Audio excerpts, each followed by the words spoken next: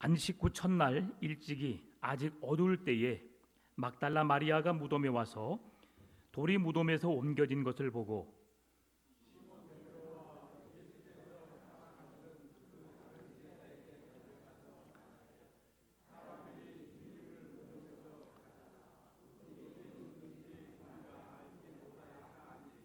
베드로와 다른 제자가 나가서 무덤으로 갈새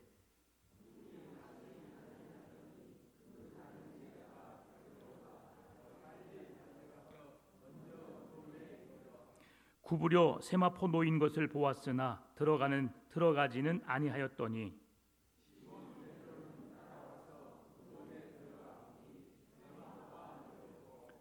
또 그 머리를 쌌던 수건은 세마포와 함께 놓이지 않고 딴 곳에 쌌던 대로 놓여 있더라.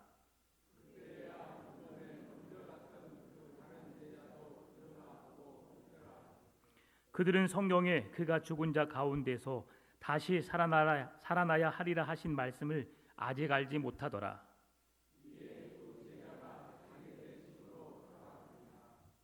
마리아는 무덤 밖에 서서 울고 있더니 울면서 구부려 무덤 안을 들여다보니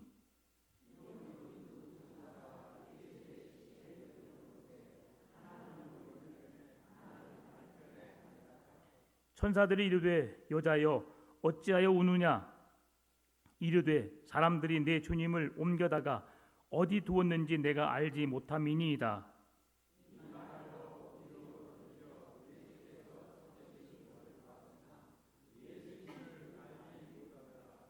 예수께서 이르시되 여자여 어찌하여 울며 누구를 찾느냐 하시니 마리아는 그가 동산지기인 줄 알고 이르되 주여 당신이 옮겼거든 어디 두었는지 내게 이르소서 그리하면 내가 가져가리이다.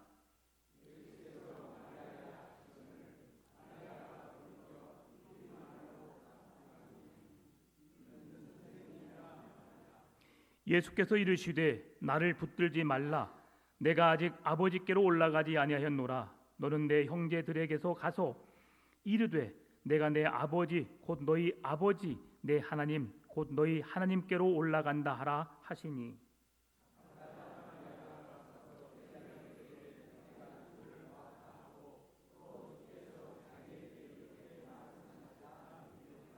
아멘. 드려진 예물과 예배를 위해서 한 번 더 기도하겠습니다. 참 좋으신 아버지 하나님 감사합니다. 우리를 죄와 사망 가운데 건지신 주님, 오늘 사랑하는 주님을 예배합니다. 우리 예배를 통해서 영광 받아 주옵소서. 또 예배하러 나온 우리의 심령 가운데 빈돈 들지 않고 주께서 주시는 그 은혜를 기억하여 감사함으로 주 앞에 예물을 드립니다. 하나님의 것임을 기억하는 11조와 감사, 선교, 구제, 건축, 일천번제, 주일 헌금 또 부활주일 헌금으로 주 앞에 영광 올려드리오니 주님 이 예물을 통해서 하나님의 영광이 나타나게 하여 주옵소서. 온 세상에 그리스도의 나라가 임하게 하여 주옵소서. 드리는 손길을 하나님 축복해 주시되 양식의 가루통이 마르지 않게 하여 주시고 흘러넘치는 주의 은혜가 물질의 복이 건강의 복이 영적인 믿음의 축복이 가정의 자자손손 흘러넘치게 하여 주옵소서. 특별히 이 시간도 하나님을 예배하려고 하는 주의 백성들의 마음을 붙잡아 주시고 사단마귀에 틈타지 않게 하여 주시며 성령으로 함께 하나 되신 하나님을 높이며 주의 이름을 높이며 말씀을 깨닫고 말씀을 통하여 주의 뜻을 이루어내는 온전한 예배 되게 하여 주옵소서. 주님께서 한 주간의 삶도 붙드시고 함께 주시사 주의 은혜로 가득하게 하여 주시고 말씀의 풍성한 은혜로 가득하게 하여 주시며 능히 세상을 이길 힘과 능력을 더하여 주옵소서. 감사합니다. 주님 사랑합니다. 예수님의 이름으로 기도드리옵나이다. 아멘.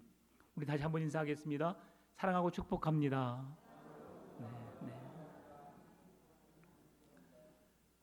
네, 감사합니다. 오늘 요한복음의 부활 기사는 마리아가 발견한 빈 무덤으로부터 시작합니다. 빈 무덤, 비어있는 무덤을 보면서 여러분은 어떤 생각이 드시는지요? 분명히 3일 전에 장사를 지냈습니다. 그런데 그 무덤을 찾아가 보니까 무덤 안이 비어 있습니다. 그럴 일은 없지만 사랑하는 부모님을 떠나보내고 땅을 파고 무덤에 넣었어요.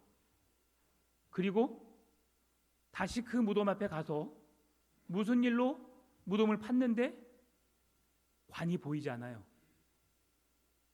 관이 보이지 않는다는 것은 부모님의 시신이 없어졌다는 거죠.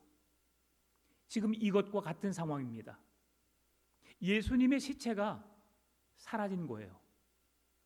그래서 오늘 본문은 이 상황을 이렇게 표현합니다.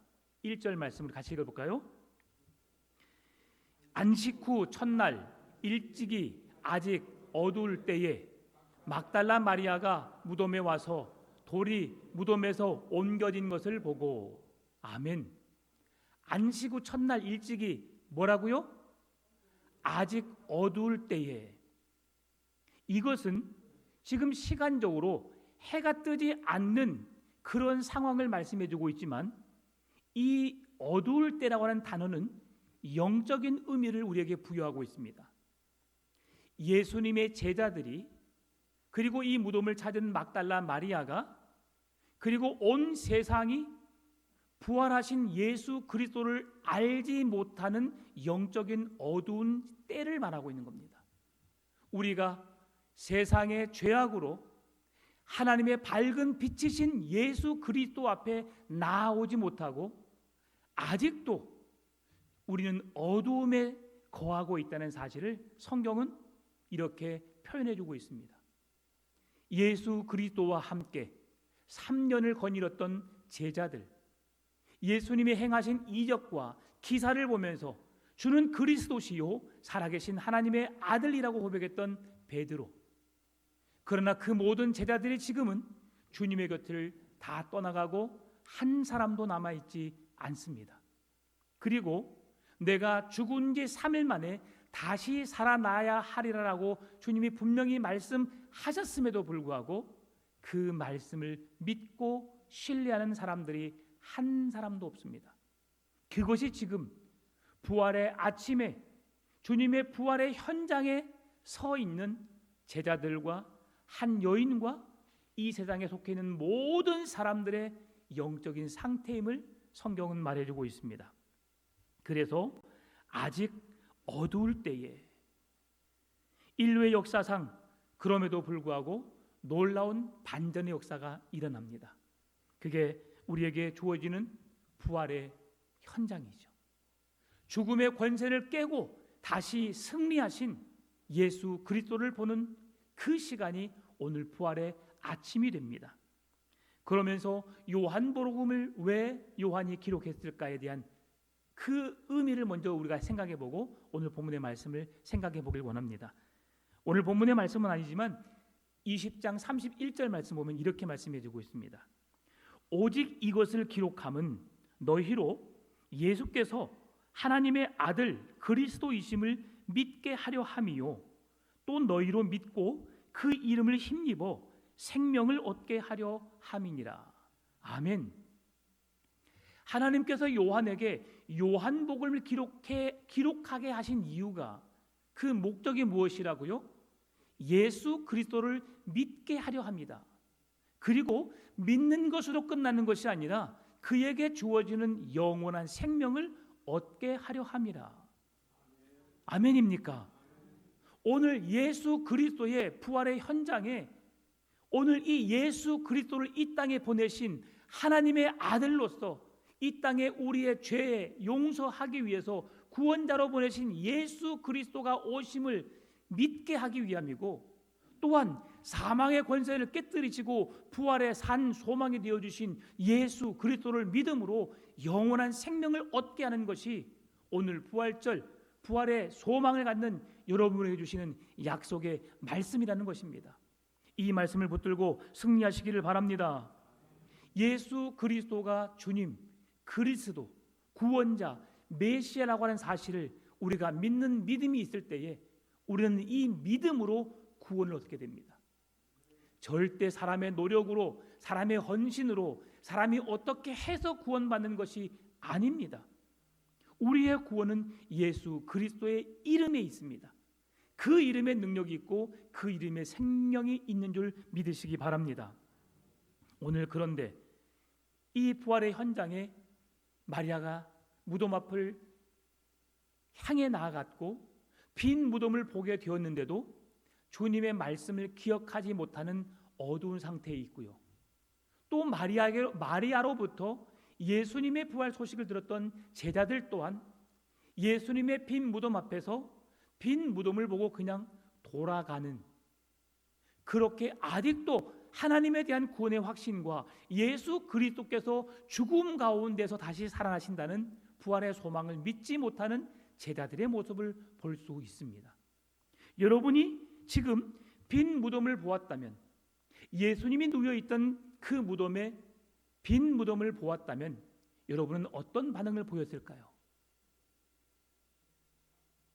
왜 없지?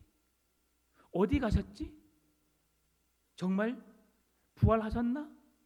아니면 오늘 마리아가 고민하고 있는 것처럼 누군가가 훔쳐가지는 않았을까? 라고 생각할 수 있는 거죠. 그런데요, 오늘 말씀을 보게 되면 예수님의 세마포가 그 자리에 그대로 있다고 말씀하고 있어요. 이것은 무엇을 말씀하냐면, 만약에 누군가가 예수님의 시체를 훔쳐갔다면 여러분, 예수님이 입고 있었던 이 옷을 놔두고 벗겨서 그의 시체만 훔쳐가게 될까요? 그러지 않았을 거란 말이죠. 왜 그러냐면 예수님이 입었던 세마포는 엄청나게 비싼 옷이었습니다. 가치가 있었던 거예요. 그러면 예수님의 시체를 누군가가 훔쳤다면 그 값비싼 세마포도 훔쳐가서 팔았겠지요. 여러분, 시체만 훔쳐가서 무슨 이익이 있겠다고 시체를 훔쳐갔을까요? 시체를 보면 거기서 뭐 보석이 나올까요? 아니에요. 시체로서는 아무 의미가 없어요. 만약에 훔쳐갔다면 예수님의 시신을 놔두고 세마포만 벗겨갔다고 해서 오히려 그것은 누군가가 들어와서 훔쳤다는 증거가 될 거예요. 그런데 오늘 성경을 보게 되면 예수님의 세마포는 예수님이 누우셨던 그대로 있습니다. 그 목에 베었던 수건도 그대로 있어요. 그러니까 예수님을 누군가가 훔쳐간 것이 아니라 예수님이 말씀하신 대로 사망의 권세를 이기시고 부활하셨다는 명백한 증거가 세마포를 통해서 보여주고 있다는 사실이에요. 여러분 믿으십니까? 예수님은 누군가가 그를 훔쳐간 것이 아니라 우리에게 말씀하신 대로 사망의 권세를 이기시고 다시 부활하신 줄 믿으시기 바랍니다. 오늘 이게 예수님께서 우리에게 이 믿음을 주셨고 이 믿음을 주는 믿는 자에게 영생을 주시는 능력을 우리에게 선물로 주신 것입니다. 그런데 오늘 8절의 말씀 보니까 그때에야 무덤에 먼저 갔던 다른 제자도 들어가 보고 믿더라 라고 말씀해요. 그리고 9절에서 그들은 성경에 그가 죽은 자 가운데서 다시 살아나야 하리라 하신 말씀을 아직 알지 못하더라. 이에 두 제자가 자기들의 집으로 돌아가니라. 여러분, 마리아에 의해서 예수님의 무덤이 비어 있다는 말을 듣고 제자들이 황급히 달려갔습니다. 그리고 소심한 요한은 그 무덤 앞에서 들어가지 못하고 그리고 무덤 안에 비어 있는 것만 확인하고 뒤늦게 도착한 베드로는 혈기왕성한 그 성질 급한 베드로의 성격 그대로 급하게 무덤 안으로 들어가서 예수님의 시체가 없는 것을 발견하게 됩니다. 그런데 어떻게 해요? 9절 10절에서 이에 두 제자가 자기들의 집으로 돌아가니라. 여러분, 이게 우리의 현 주소입니다. 우리에게 뭔가 눈에 보여지지 않으면, 뭔가 마음에 와닿지 않으면 우리가 행하지 않는 것이 우리의 연약한 믿음의 현 주소라는 사실이에요. 그런데요, 그 뒤에 이어지는 이 한 여인의 믿음을 우리가 오늘 본받기를 원합니다. 오늘 말씀의 제목이 부활하신 주님이에요. 여러분, 이렇게 빈 무덤을 보고 떠나버리는 두 제자의 모습과 그리고 오늘 한 여인의 모습을 비교할 수 있어요. 막달라 마리아 누구이죠? 앞에 보게 되면 예수님의 엄마 아닙니다. 틀렸습니다. 땡. 7 귀신 들린 여자예요. 7 귀신 들린 여자가 막달라 마리아입니다. 그러면 7 귀신 들렸다라고 했을 때에 그는 귀신에게 묶여서 그에게 주어지는 사람으로 살아야 할 인생을 살지 못했던 그예요. 사단의 지배를 받는다, 귀신의 지배를 받는다라고 하는 것은 우리가 생각하고 판단하여 행동하는 그 사고 능력을 잃어버리게 하는 거예요. 그래서 내가 하고 싶고 가고 싶고 행하고자 하는 모든 것을 사단이 막아버려서, 귀신이 막아버려서 자기 마음대로 고꾸라뜨리고 자기 마음대로 불에 들어가게 하고 자기 마음대로 사람들에게 이런저런 일을 행하게 하는 일에 쓰임받게 한다는 사실이죠. 한번 생각해 보세요. 우리의 생각이 지금 마비되어 있어요. 내 부모도 친구도 모든 것을 다 잘 모르고요, 그냥 귀신에 의해서 내 머리가 사로잡혀서 귀신이 명령하는 대로 행하고 있다 생각해 보세요. 얼마나 답답했을까요? 얼마나 고통스러웠을까요? 자기 자신의 삶으로 내가 생각하고 내가 행동하고 내가 판단하는 그 삶을 살고 싶지 않았을까요? 그러한 그에게 주님이 찾아가셔서 마리아야 라고 하면서 그의 이름을 불러주셨고 그에게 있던 7 귀신 들린 자를 쫓아내어 버렸어요. 그리고 그에게 새로운 인생을 허락하셨습니다. 그 주님을 만난 마리아, 오늘 그 마리아는 주님을 잊을 수가 없었어요. 그래서 주님이 죽어가는 그 십자가의 형틀에도 끝까지 따라가면서 주님의 곁을 지켰던 사람, 바로 막달라 마리아입니다. 모두가 다 잠들어 있고 예수 그리스도께서 부활하신다는 말씀을 잊어버린 채 그냥 자기의 삶으로 돌아가 버린 그 일상의 생활 속에서 이 마리아라는 여인은 그 말씀을 기억하여 예수님의 무덤 앞에 나가 그 예수님의 시체 앞에서 눈물을 흘리며 그의 시체가 사라진 것을 마음 아파하면서 괴로워하고 있는 한 여인. 그때에 그 슬퍼하고 있는 여인에게 찾아오는 2 천사가 있죠. 12절 13절 흰옷 입은 2 천사가 예수의 시체 누웠던 곳에 하나는 머리편에 하나는 발편에 앉았더라. 천사들이 이르되 여자여 어찌하여 우느냐 이르되 사람들이 내 주님을 옮겨다가 어디 두었는지 내가 알지 못함이니이다. 이때까지는 오늘 본문의 1절 말씀하신 것처럼 아직 어두울 때에 막달라 마리아도 부활의 현장에 지금 서 있지만 지금까지는 아직도 예수 그리스도가 죽음의 권세를 이기시고 부활하셨다는 사실을 믿지 못하는 상태에 있다는 사실이죠. 그런데 그 뒤에 14절이 말씀합니다. 이 말을 하고 뒤로 돌이켜 예수께서 서 계신 것을 보았으나 예수이신 줄을 알지 못하더라.